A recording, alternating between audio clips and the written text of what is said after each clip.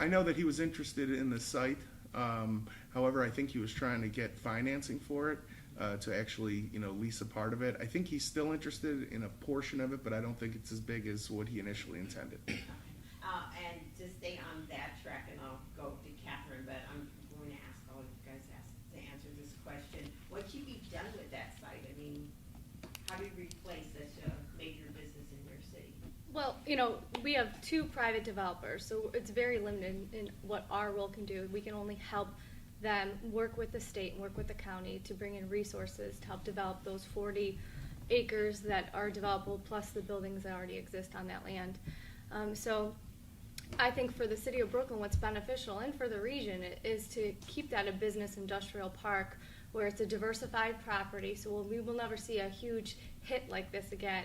And if we keep it like that, it's a benefit for the developers and it's a benefit for the city for the long term.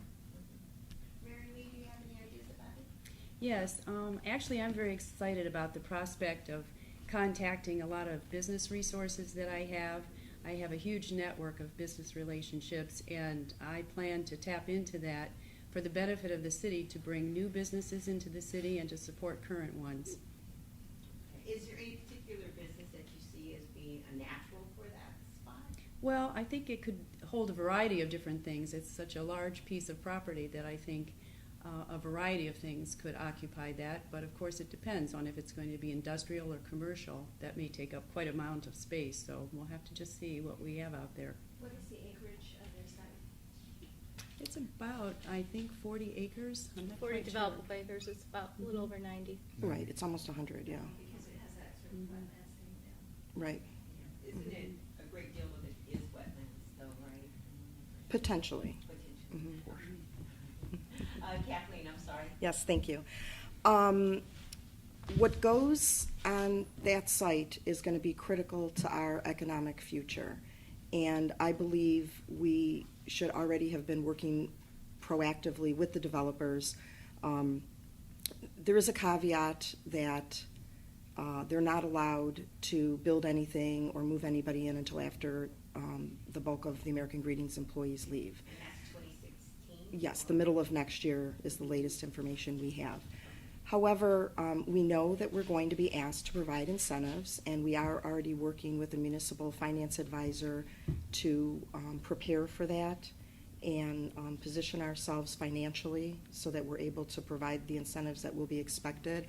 However, I think we need to go beyond that. I think we need to, one of the things I'm hoping we'll be able to do is bring high-speed internet there, because I think that will set that site apart from other potential sites that businesses will be looking at.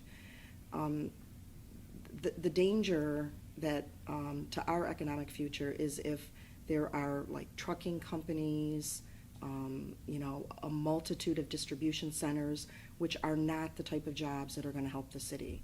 So it is critical that we work hand in hand with the developer and the other entities, the county, Team Neo, the state, to bring the jobs that are going to secure our economic future. Okay, so you would be a little picky about. Well, I do think we want to have diversity, because we don't want to be overly reliant. Right now, we're overly reliant on Key Bank and American Greetings. And, the city was in a similar position back in the 70s and 80s when we were overly reliant on manufacturing, and then,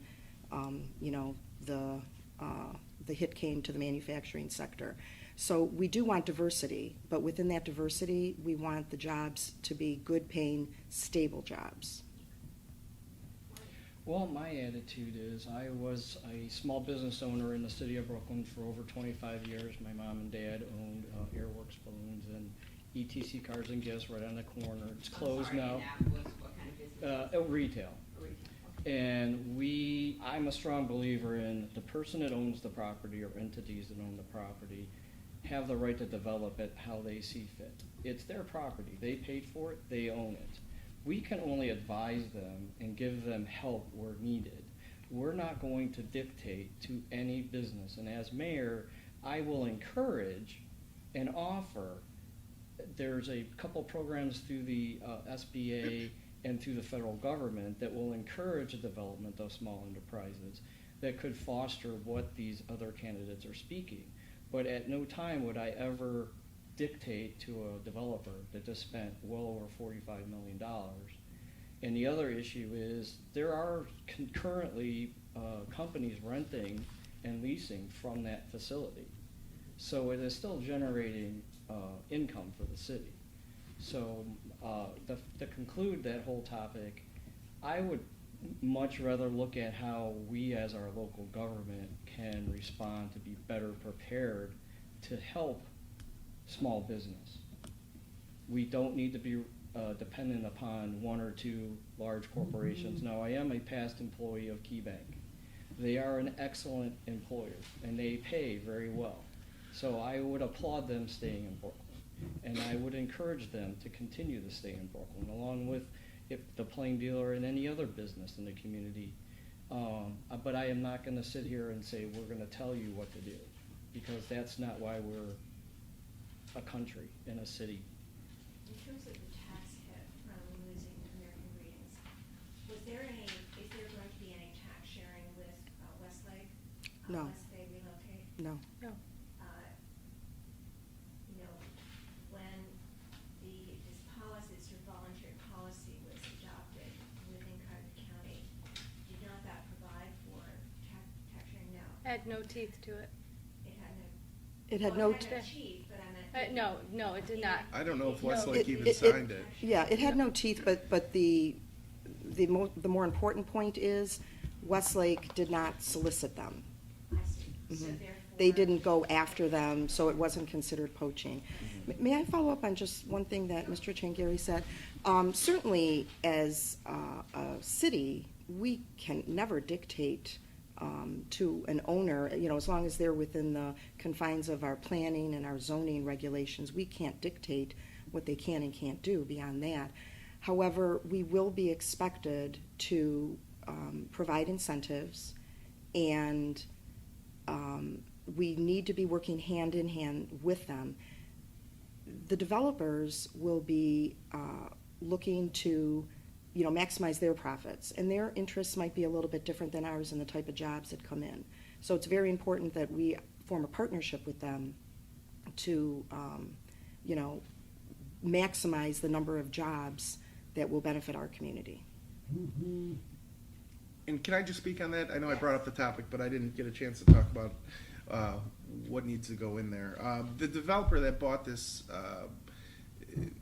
the land, kind of specializes in these big footprint type locations. He was the developer for the Hoover plant down in the Akron, Canton area, and across, I believe, the country. He's kind of known for, like I said, these big footprint areas. He usually brings in some type of mixed use with regard to diversification of business, and like Kathy said, I mean, obviously the city's not going to dictate, but we can work with him or the businesses that he wants to bring in to help lure them into Brooklyn, and we can offer incentives to certain companies and not offer incentives to other ones to help kind of, give a little influence. But in no way are we, going to dictate what he should do with this property. Oh, there's two developers. Or two, yeah. Yeah. Yeah. Yeah. I just want to say, by running a city or running a business in this community for over 25 years, and also living in the community, I feel that our local government should be more concerned with controlling our spending, looking at how we can cut our expenses without jeopardizing the services to the community. When we talk about incentives, we're ultimately talking about tax money. And the people that I've talked to in our community work very hard to earn the money that the current council and administration spend. If a business wants to move into Brooklyn, I'm all for it. I'll totally support them, help them in any way that they want help from their government. But giving them tax money that my neighbors work very hard for without any say in the process is not fair. And I am not for just handing over grants to organizations because we're going to keep jobs in Brooklyn. We need to have the taxpayers that earn the money have the services that they deserve. We're gonna have businesses, but ultimately, back in the day when Brooklyn was incorporated, there weren't any large corporations. It was the citizens that owned the homes, and earned the income that paid the taxes. And I don't want mishandling of monies to cause a tax increase on people in the city of Brooklyn. Okay, I'm just kind of curious, he's the only one who's laid out a position of no tax incentives. I think we're not in a position to do that. I think the way that our county and our state are structured right now, we're left with no choice but to compete with other cities. I mean, American Greetings departing from Brooklyn is a prime example of this. This is a developer that went out there and got over $90 million from the state of Ohio to move, a couple cities away. And we didn't have a choice. Now, I applaud the county for not promoting that and giving money to American Greetings for going to Westlake, but we could not compete. What they offered in Westlake, the city of Brooklyn could not compete with. And that's the way we're structured in this region and in this state. I prepared an actual flyer when I heard about the income tax increase at that time, and I took it house to house and warned people that doing that was going to cause businesses to be disinterested in staying in Brooklyn or even coming to Brooklyn. So I think it's a terrible way to try to attract business, if you will, because it really actually pushes them out. All right, so you believe incentives push businesses out, is that what you're saying? No, not incentives, but tax increases. I just think that's terribly wrong because it's putting too much of a burden on the people in the city that are already taxpayers. And I agree, I think we should handle money more carefully. I think there was a point in time where City Hall almost went bankrupt because they were so irresponsible, I guess I would say, at a point.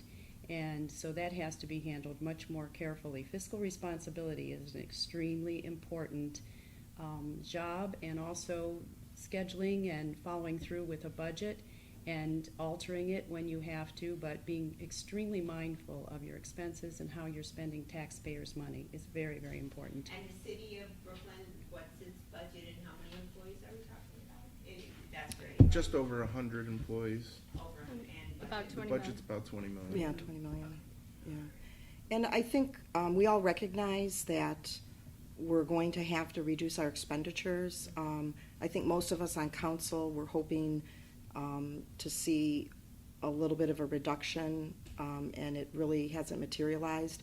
Some of the things we have been doing, though, are to prepare for when we do have less money coming in starting next year, and that is we have been very, very aggressive with our street repair program over the last several years.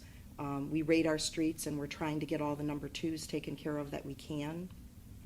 We also created a budget stabilization fund, which is meant to supplement when we have that loss of revenue. We've got an economic development fund that we are funding to prepare for potential incentives, additional incentives that we have to provide to businesses. And just to respond to what Mr. Changeri said, I have to echo what Ms. Gallager said, that it's the reality that we live with. Until somebody bans either incentives or tax abatement, it's not going to be a level playing field if some communities just say no, they're not going to. Now, up until this point, we do not provide incentives for retail. And it's not that we don't value retail in our community. They are an important component. However, we don't feel that the jobs they bring in are the type of jobs that we want to incentivize. And just to follow up, Mhm. what is the hit, annual revenue hit that you'll take from? About About 4 4 million. million. Of $4 million, yes.